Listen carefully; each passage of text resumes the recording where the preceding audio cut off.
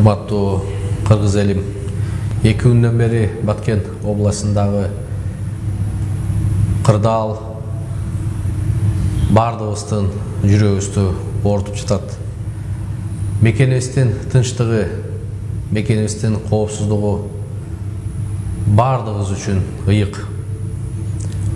Урматтуу баткендиктер, кыргыз-тажик чек арасындагы болуп аткан маселе сиздерге эле эмес, жалпы кыргыз элине тиешелүү. Мен бардык саясатчыларга, мекендештерге кайрылып кетет элем. Улуу Рамазан айында бардыгыбыз сабырдуулук кылып,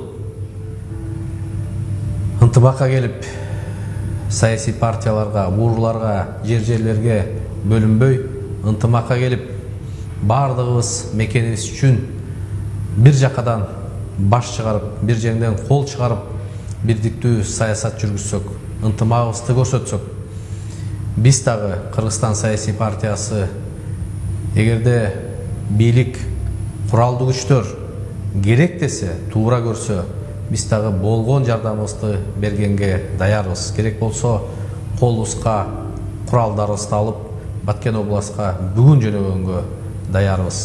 Урматтуу мекендештер, сабырдуу болойлу. Биздин куралдуу күчтөрдүн адистиги, мен ойлойм, жетиштүү. Биздин жоокерлерибиз мекенибизди сактаганга, элибиздин коопсуздугун сактаганга күчү жетет. Чек арада туруп мекен үчүн жан берген жоокерлерге жана жашоочуларга таазим этем.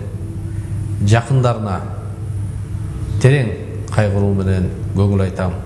Жаткан жерлери жайлуу, топурактары торкоо болсун. Мен ойлойм, алар шейит болуп мекен үчүн жандарын беришти.